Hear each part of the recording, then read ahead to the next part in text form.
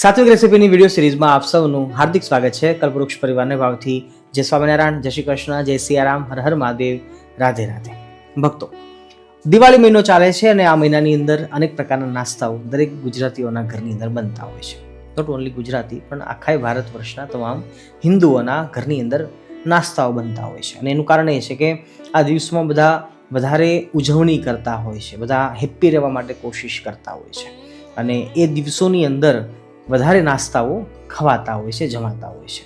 પણ તમામ નાસ્તાઓની અંદર રતલામી સેવ એક એવો નાસ્તો છે કે જે વન મેન આર્મીની જેમ કામ કરે છે. એક જ મુઠ્ઠી કદાચ સેવ, રતલામી સેવ ખાઈ લઈએ અને પછી જો ઉપરથી એકાદ ગ્લાસ પાણી પીવાઈ જાય તો ભરપેટ નાસ્તો થઈ જાય, રાઈટ? તો રતલામી સેવ બધાને બહુ જ ભાવતી હોય છે અને કોમેન્ટમાં પણ અમને આવ્યું હતું કે સ્વામી, નાસ્તાની સિરીઝ ચલાવો છો તો પછી રતલામી સેવને કેમ ભૂલાય? તો આજના દિવસે આપણે રતલામી સેવ એની ઓથેન્ટિક રેસીપી છે એ તમારી સાથે શેર કરવાના છીએ. તમને એમ થશે કે સ્વામી, તમને આવી બધી વસ્તુઓ કેમ ફાવે, કેમ આવડે? એનું કારણ એ છે કે દિવાળી પછીનો દિવસ એટલે કે બેસતું વર્ષ, અને બેસતા વર્ષના દિવસે આપણા તમામ મોટા મંદિરોની અંદર અન્નકોટ પુરાતો હોય છે. એનાથી તમે બધા વાકેફ છો. અને અન્નકોટની અંદર 56 ભોગથી લઈ અને 5000 વસ્તુઓ ધરાવાતી હોય છે. લાસ્ટ યર વડતાલની અંદર જ્યારે મોટો ઉત્સવ થયો, સમયો થયો, એ વખતે 5000 વસ્તુઓ ત્યાં ધરાવવામાં આવી હતી. કહેવાનો તાત્પર્ય બસ એટલો જ છે કે આપણા હિન્દુ ધર્મની આ પ્રથા છે, પરંપરા છે કે અહીંયા આપણને અનેક વેરાયટીઝ મળી રહી છે. અને એવી જ એક સરસ મજાની વેરાયટી એટલે આ છે રતલામી સેવ, અને જે આજે તમારા સાથે શેર કરવી છે. વિડીયોમાં છેક સુધી જોડાયેલા રહેજો. રાધે રાધે. ભક્તો, રતલામી સેવ બનાવવા માટે બહુ ઓછી વસ્તુઓની જરૂર પડશે, જેમાં મુખ્ય વસ્તુ છે ચણાનો ઝીણો બેસન અને એ સાથે સેવ પાડવાનો સંચો. એ સિવાય બાકીના બીજા તમામ જે ગરમ મસાલાઓ છે એ હોટ પ્રકૃતિના હોય, એટલે કે ગરમ પ્રકૃતિના હોય, તીખી પ્રકૃતિના હોય એવા જ લેવાના છે. ગળપણામાં આવતું નથી. ખટાશ માટે ફક્ત આપણે થોડાક લીંબુના ફૂલનો ઉપયોગ કરી રહ્યો છું.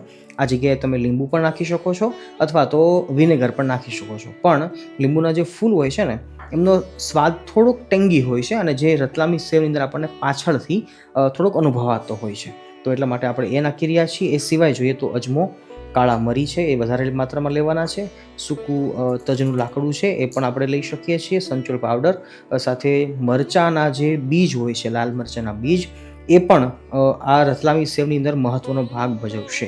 જે સફેદ છે પણ તીખા વધારે હોય છે, અને રતલામી સેવ એને આપણે તીખી વધારે બનાવવાની હોય છે. અને સાથે સાથે લવિંગ છે એ પણ ખૂબ જ મહત્વની ભૂમિકા ભજવશે. એ સાથે થોડોક સોડાનો ઉપયોગ કરીશું.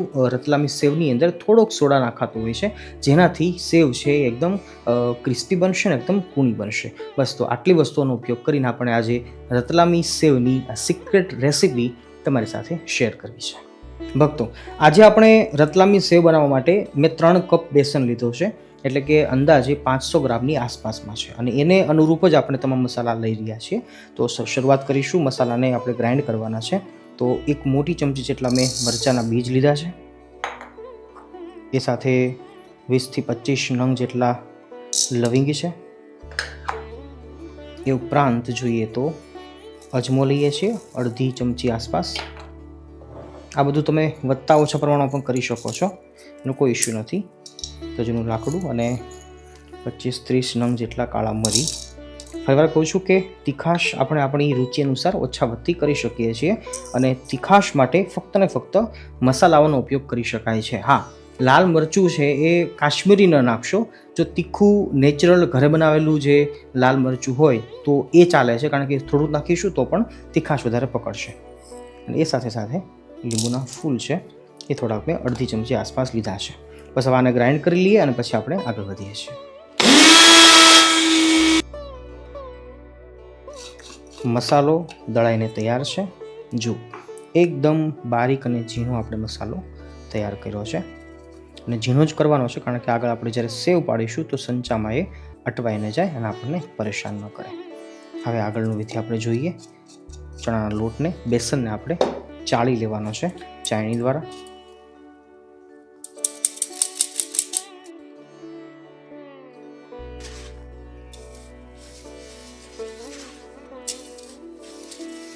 ગમે ત્યારે ચણાનો લોટ આપણે ઉપયોગ કરીએ ને તો એને ચાળીને જ લેવાનો કોઈ પણ વસ્તુમાં. એનું કારણ એ છે કે ચણાનો લોટ અંદર ગોળીઓ ઝીણી ઝીણી ઘણી બધી હોય છે, ગાંગડીઓ, ગાંઠો આપણે કહી શકીએ. અને જો ચાળા વગરનો ઉપયોગ કરીએ તો એને ગાંઠોને ભાંગતા વાર લાગે. એકવાર ચડાઈ જાય તો લોટની અંદર હવા પણ ભરાઈ જાય અને સાથે સાથે એકદમ ફ્લફી એવો લોટ થઈ જાય. એટલે કોઈ પણ વસ્તુ છે એ પરફેક્ટ જ બને. તો ચણાના લોટ માટેની નાનકડી ટિપ્સ હતી, તમે ધ્યાન અવશ્ય રાખશો. હવેના સ્ટેપમાં લોટની અંદર સ્વાદ અનુસાર નમક નાખીએ છીએ. સંચળ પાવડર મેં લીધો છે, એનો ટેસ્ટ સારો આવે છે. તમે સફેદ નમકમાં લઈ શકો છો.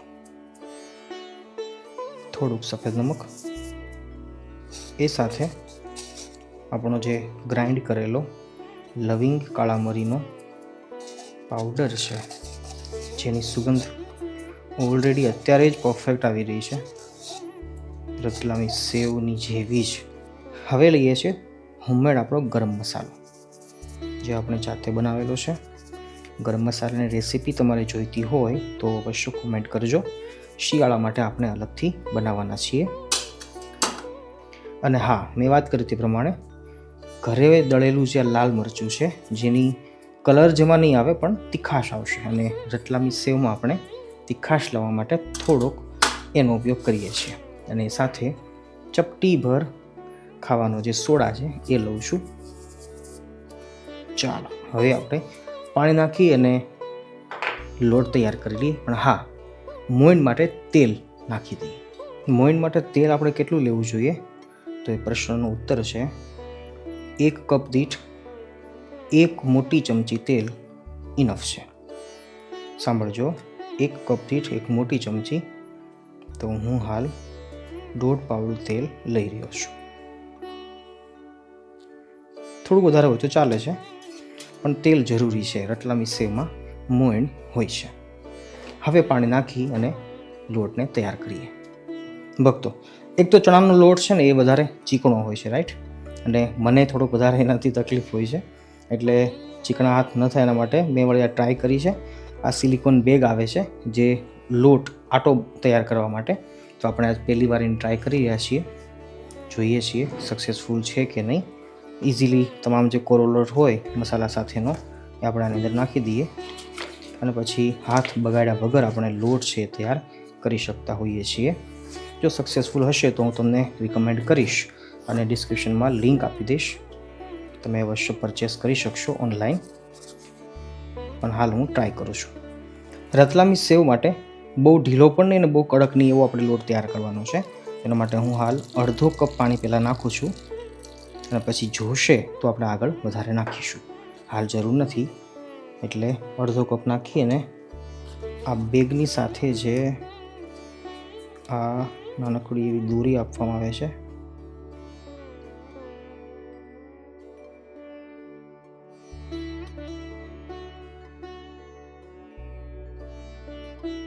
હવે જોઈશું તો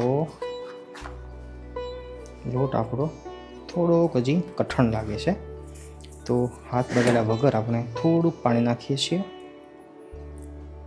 આ બેગની ખાસિયત એ છે કે હાથ બગડતા નથી, બાકી થોડોક ટાઈમ તમારો લેશે. અને જો શરૂઆતમાં શીખતા હોઈએ તો વધારે ટાઈમ લે. હવે કાઢીએ છીએ બહાર. થોડાક હાથ તો બગાડવા જ પડશે આપણે, કારણ કે સિલિકોન બેગ સાથે જે ચોંટ્યું હશે એ તો ઉખેડવું જ પડશે ને. આપણે ગુજરાતી છીએ તો થોડા બગાડ થવા દઈશું, રાઈટ? પણ આ બેગ મને એવી કંઈ ખાસ કામની લાગતી નથી. હું રિવ્યૂ તમને કરું તો this is worthless, not acceptable at all. લો, હા તો બહુ ગંદુ થઈ ગયું. છોડો, ટાઈમનો બી બગાડ થાય છે અને વસ્તુ બી આપણી બગાડે આમાં તો. ભક્તો, હાથથી હવે મસળીએ છીએ આપણે. 2 મિનિટ સુધી સતત મસળવાનું છે, અને એમ લાગે કે જે ચિકાશ છે, મતલબ હાથ સાથે ચોંટતું હોય, નીચે ફર્શ સાથે ચોંટે છે, તો થોડુંક તેલ આપણે લઈ શકીએ અને પણ ચીપકે નહીં એના માટે. અને યાદ રાખવું કે લોટ વધારે ઢીલો પણ નહીં, એમ લોટ વધારે કડક પણ ના હોવો જોઈએ.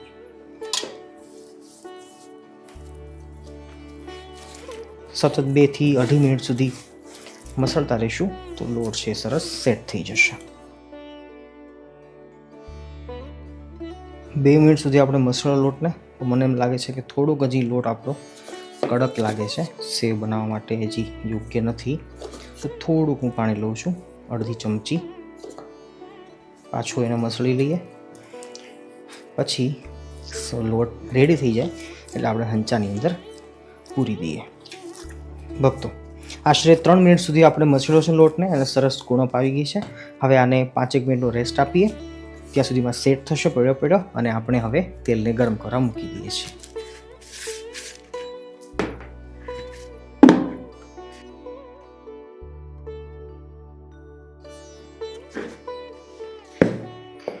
પાંચ મિનિટ પછી આપણે જોઈએ છીએ તો લોટ આપણો સરસ સેટ થઈ ગયો છે.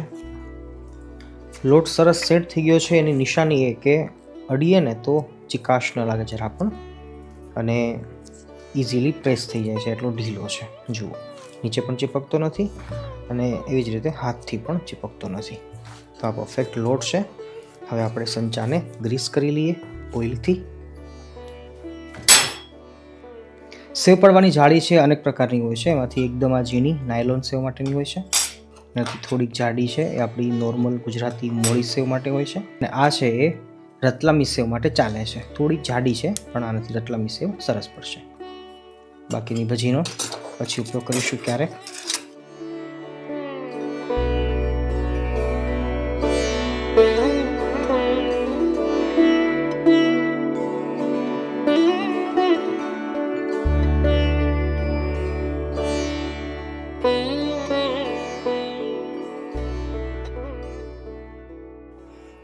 તેલને ચેક કરી લઈએ.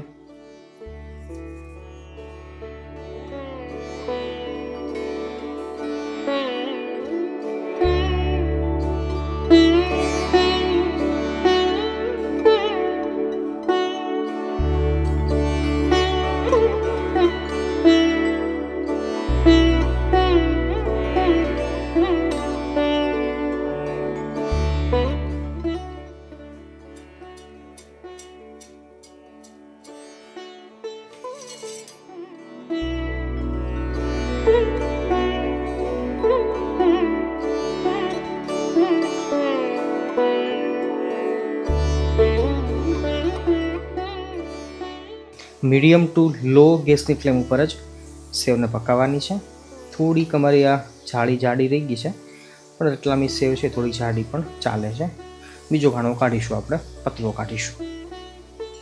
વચ્ચે વચ્ચે પલટાવી સુલટાવી અને 4 મિનિટ આસપાસ રાખીએ તો રતલામી સેવ તૈયાર થઈ જશે.